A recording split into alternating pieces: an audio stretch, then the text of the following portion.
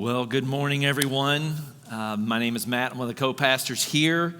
I don't know if you are like me, but over the last year to 4 years, through this pandemic, through all that we've been going through, the emotional peaks and valleys have been a little bit extreme. Is anybody with me on that? You know what I'm talking about? Like the smallest gesture of validation or love feels like this cold drink of water in a scorching hot desert, and simultaneous to that, or conversely to that, like the smallest disruption feels like a 5-alarm fire. Do you know what I'm talking about? I guess it was a couple of weeks ago we were in this space, and in a moment of weakness and against better judgment, myself and someone else found ourselves just hugging. It's like we couldn't resist. It was just, the temptation was too great. And it's like all the emotion was right here. It's like I could barely speak. I was so moved. A couple of months into the pandemic, I was at a local coffee shop, and out on the patio with her kids was Rochelle Fink. And all of a sudden the door swung open and she stuck her head in the door and with her mask on, yelled across the coffee shop, "Matt O'Neill, we miss you. Everybody, that's my pastor, Matt O'Neill." And people were like, "Who is this crazy woman?" But you could see the smiles underneath the mask. And it's like tears running down my cheek. It was a couple of weeks ago, a month ago actually, that my son Mez and I traveled to Jacksonville, Florida. We are huge Kentucky basketball fans, but also football fans, and they were in the Gator Bowl, and so we decided to make the trip. Usually we go to Lexington for a game at least once a year, kind of a dad, sort of son-dad event. Didn't think we were going to get to do it this year, and so we sat in a nearly empty stadium with masks and distanced and cheered our Wildcats on to victory. And then on the ride home that night, while it was dark, Mez had fallen asleep. And I was just overwhelmed with the gratitude for what felt a little normal, right? A little like what used to be. It's like in these moments, it's almost as if we're being healed. We're being touched by the divine. And then there's like the valleys, right? Those times when it's just really hard. It feels like emotionally charged moments where you're trying to swim in a full like wool pantsuit in the middle of a cold ocean, within the pressure cooker of hostility and anxiety and sadness and grief, like all these emotions that are just below the surface for so many of us. And like it creates this completely new dynamic. At least it does for us in our house, in our relationships. And so, for instance, what used to be, "Hey, boys, can you please remember to take out the trash when it's your day?" Over the last year has sounded more like, "If you don't take out the trash, I will feed you to the dogs." It's like a little bit more dialed up. What used to be, "Hey, kids and Donna, can you not turn the heat past 70? Can you please not do that?" Today is more like, like you clearly don't want to live here anymore, do you? Like I see a future where your room is actually in the garage and you have a space heater. Then you can turn the heat up all you want, right?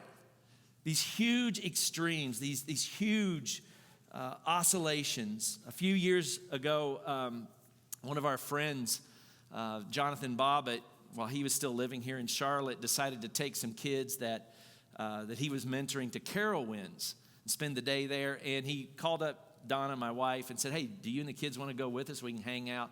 For 26 years, I've tried to get Donna to ride on a roller coaster. Not one time has she said yes. And so on this particular day, she did. And I want to show you what happened. But in order to really give it some pizzazz, I've asked my friend Austin to come back to stage. And Austin, we were talking earlier, and it might be a good idea, we thought, to put a little music underneath of this. So what do you got going for us this morning? What are we going to be hearing? It's going to be a little Van Halen on acoustic. All right, check this out.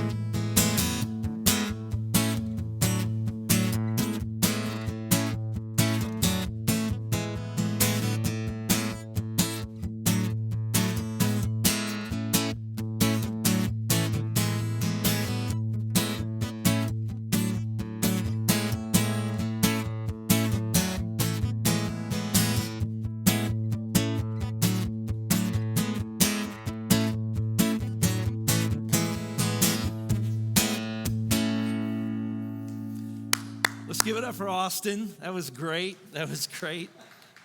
That's exactly what that video needed. Now, admittedly, there's a little bit of joy that you see in this metaphor, which I think is really, we need that right now, right? In fact, we've talked here at Watershed how joy is a form of resistance when it comes to suffering or injustice.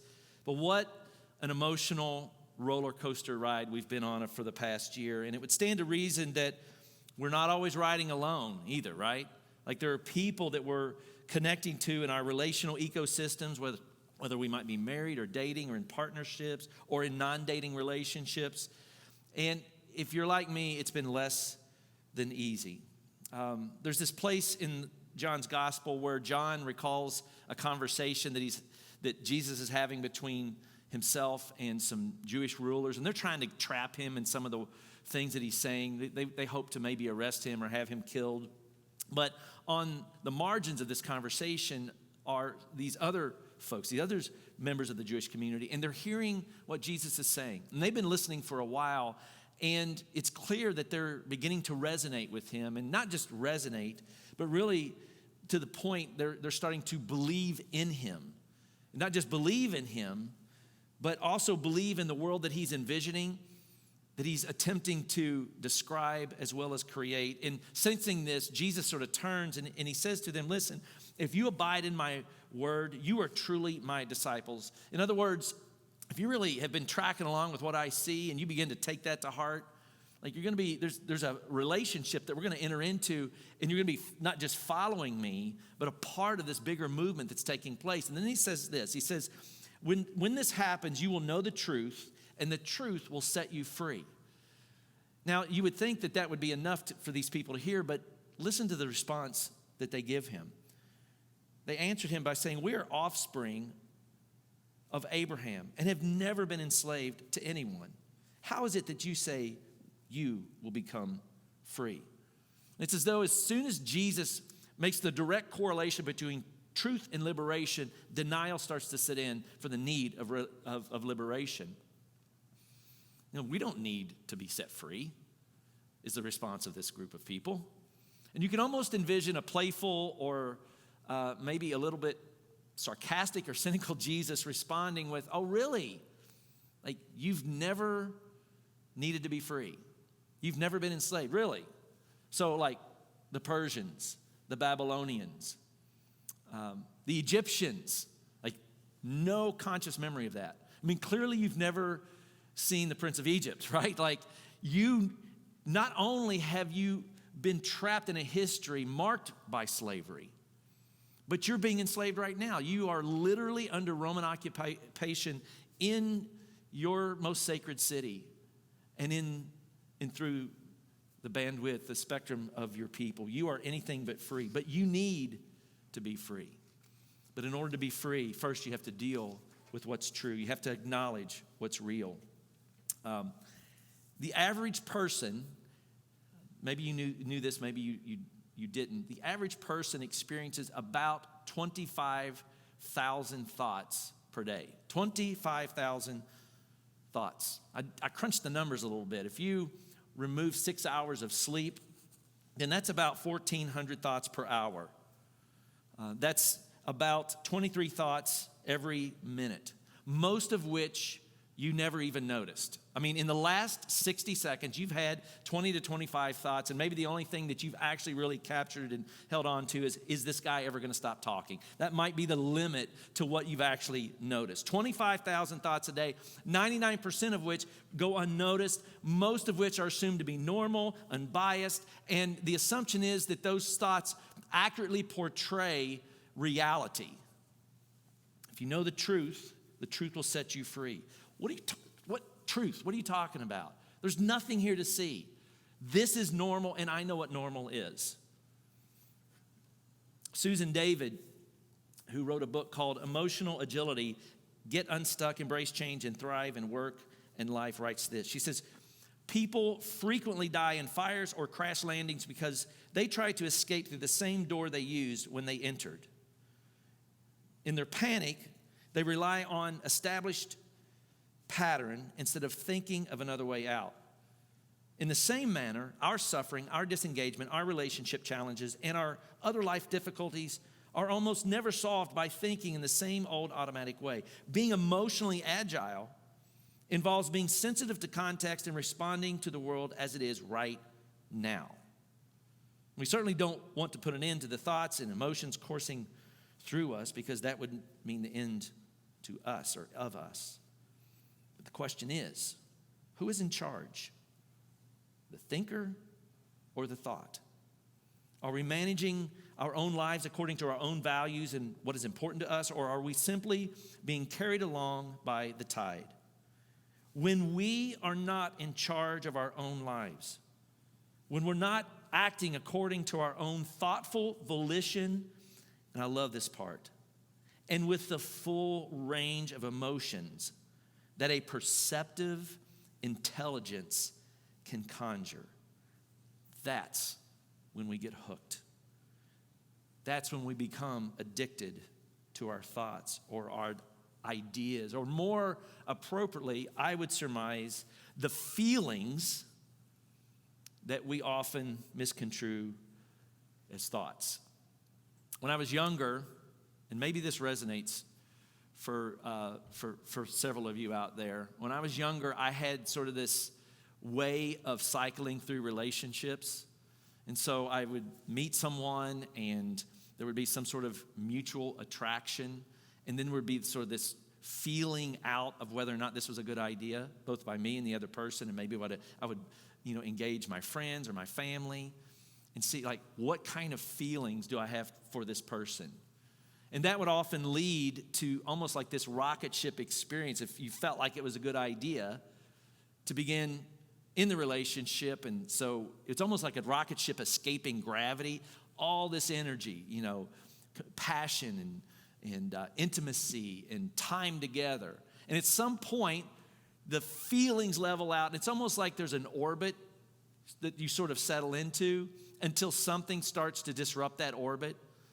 And then over time, the same sort of energy that it took to escape the gravity of the past is also matched in the descent from the relationship that was in orbit. And usually the energy or the turbulence as you enter the atmosphere of reality is often the reality of, well, we break up and then we get back together.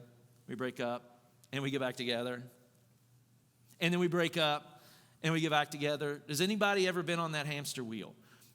That used to be the way that I would cycle through relationships, and not just once, but multiple times.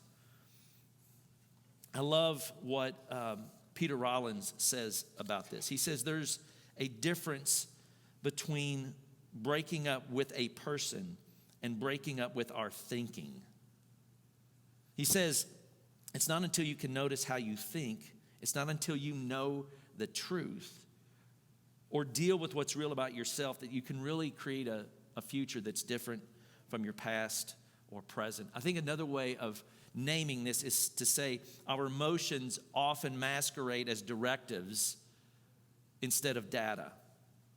In his book, You Are a Miracle and a Pain in the Ass, which was Donna's Valentine's gift to me this year. Thank you very much.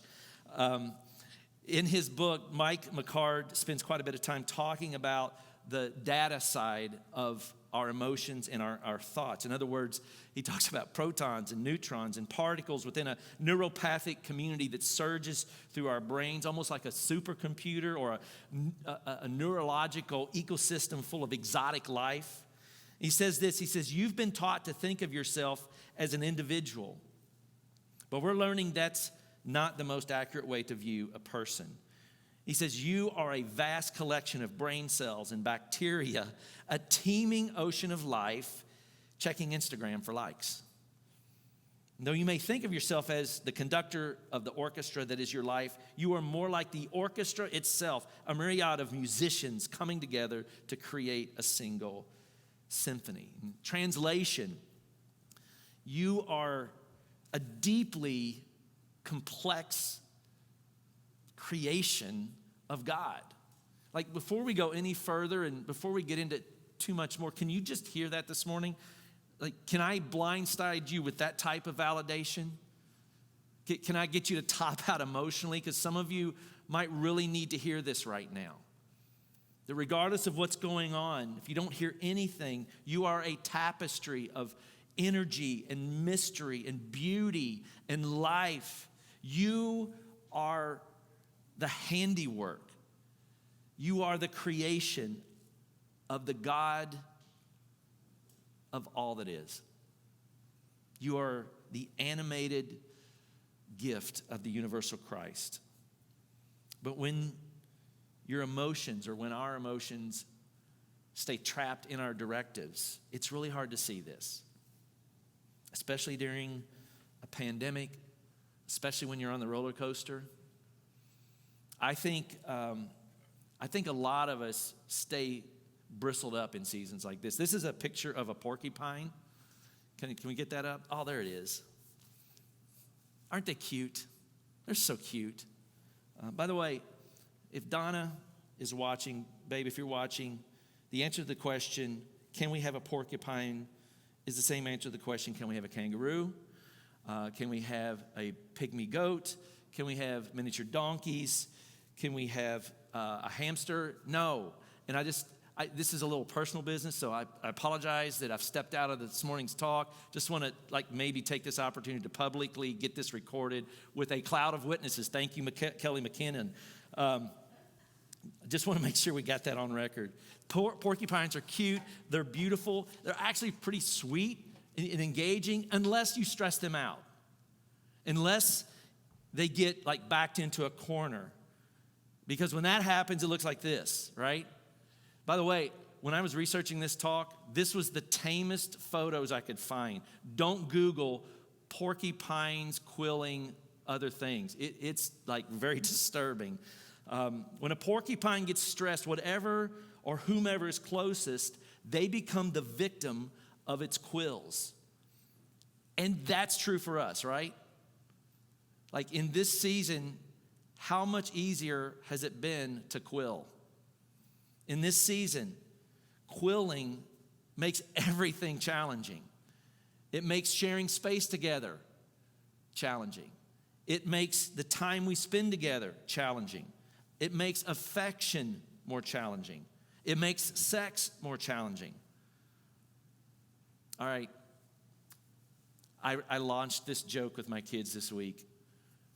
How do porcupines have sex? Very carefully.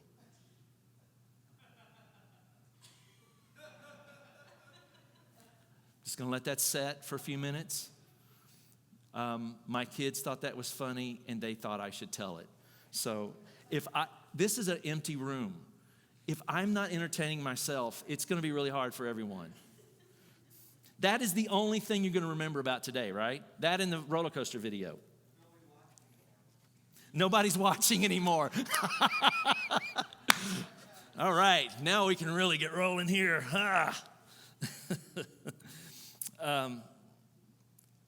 So for quilling, how do we live well relationally or emotionally, right? While we're on the roller coaster, while emotions are being directives instead of data. And so here's the thing, here's some things that might be helpful to hear.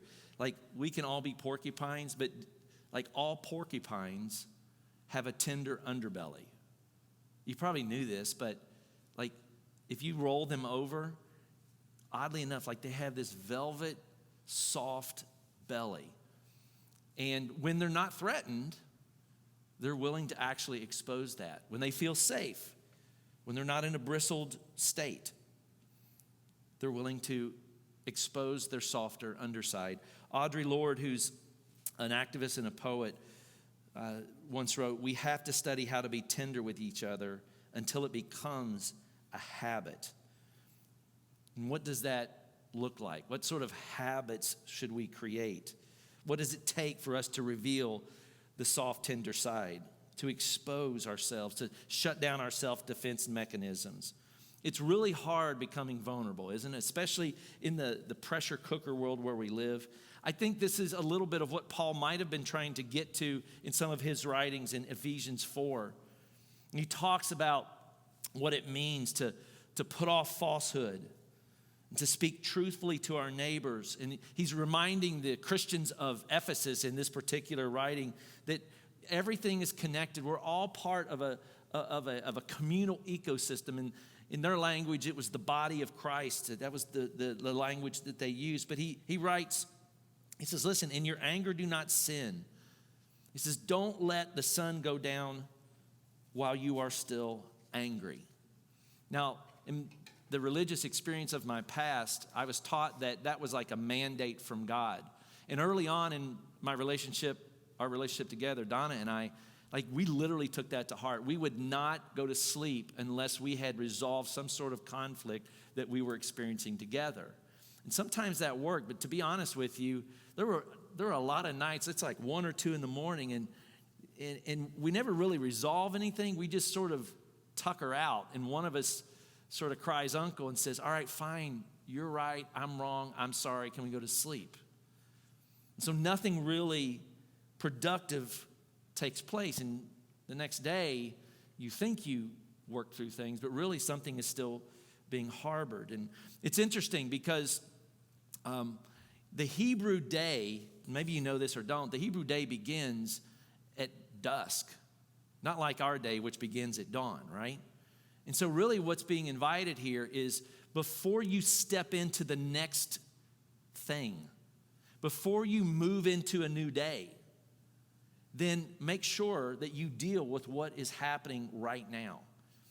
And the imagery is powerful because when the day starts at night, there's darkness that you have to work through to get to the light. And so often these days, we don't do anything conversationally when there's conflict after 10 o'clock in our house. It's like, it's pointless. Our brains are mush. And so Donna and I actually have a different practice where we trust that the relationship can still hold the love that we have for each other, and that if we can give our emotions time to stop being directives and let them move into data, it's crazy what we might see in the morning. And almost always we wake up with a new perspective, a perspective that usually begins with both of us owning things, apologizing, forgiving, and saying, hey, I love you. We're good now. Viktor Frankl, who wrote the book Man's Search for Meaning, writes this. He says, between stimulus and response, there is a space. And in that space is our power to choose our response. In our response lies our growth and freedom. And so sometimes the space is literal, right? Like sometimes to interrupt the cycle, you got to just push pause and maybe take a walk or a drive. A lot of walks, a lot of drives in our house over the past year. Sometimes the space is about time, like going to sleep and letting time elapse and then waking up. That's a type of space. But I think what Frankl's suggestion, while those might be accessible and relevant is the type of space we're invited to develop and create in real time. The space within the emotional stimuli in real time, where we realize, wait a minute, things are being masqueraded here. These aren't really thoughts, these are emotions. Instead of letting our emotions be directives, we take full advantage of the opportunity that Dr. Susan David describes, the opportunity to act according to our own thoughtful volition and with the full range of options that a perceptive intelligence can conjure. When your emotions are directives, you are not functioning from any sort of perceptive intelligence. You think you are. Well, I think I am. I think I'm the smartest person in the room when I'm pissed off, right? But it's not true. You're actually less aware instead of more aware. And so let's wax practical for just a minute. What could it look like to expand on what Frankl's pointing to? Well, personally speaking, if you're like me, I dwell really harshly on the times when I get it wrong, when I blow it with other people because I didn't handle my emotions well, when I've quilled up, when I've needed a scapegoat to project my anger onto someone else and punish them, or maybe with avoidance or harshness or tone of voice. Or if I like, sometimes we punish others by withholding affection. And my experience has been that the work to try to move through that shame and guilt cycle is exhausting, especially when it's someone that I love so deeply. Our default within the space between our ears is to define ourselves in our worst moment. In our anger, we self-traumatize. We really do. And so our brain is conditioned to always gravitate towards the worst instead of the best. And, credit to Donna here, because so many times she's the person that says, hey, wait a minute, you're defining yourself by your worst moment. What about this, that, or the other thing? And so here's the question that might be worth asking. What is your practice of reflecting on when you actually get it right with your emotions? Do you even have a practice?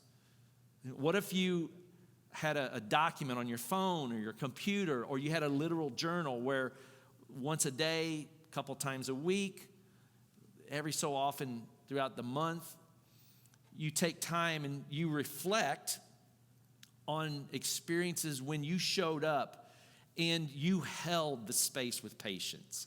You held the space with great mercy and compassion. Scientists tell us that it takes 14 times as much energy to retain a positive thought than it does to retain a negative thought. Paul says it this way. It says, focus on those things that are true and honest, anything that's pure or lovely, whatsoever things are of good report. If there be any virtue, if there be any praise, think on these things. If you don't have a practice of thinking on the right things, it would make sense that it would only take a few successive failings to suddenly convince you that you are lousy, which isn't true. Like all of a sudden your emotions begin to lie to you about who you are, not just who other people are.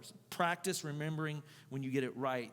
Study when you get it wrong, right? Almost like rewinding the game film in a place of reflection. Start to try to notice, like, all right, what was really going on to the surface? Remembering and reflecting are two different things. Remembering is like, all right, what happened? Where was I? What time was it? What did I say? What did they say? Reflecting is, why was all of this happening? What are the variables that were informing the emotions that I was having, and maybe the reactions of the person that I love? And what's crazy in all of this, and what's really awesome, is that when you can develop a practice of reflecting, my experience has been how humanizing it becomes in the way that you see the other person and yourself. And you realize, wow, like there's a lot going on. And we might still have to work through some sense of forgiveness and repair. But that's Donna. And I love Donna, and Donna loves me. Or that's Sully or Mez or Jyoti. And for some of you, it might be that's the person that I want to be with in my life. Or that's my parent. This could even extend into Just basic friendships and coworkers. When did I get it right?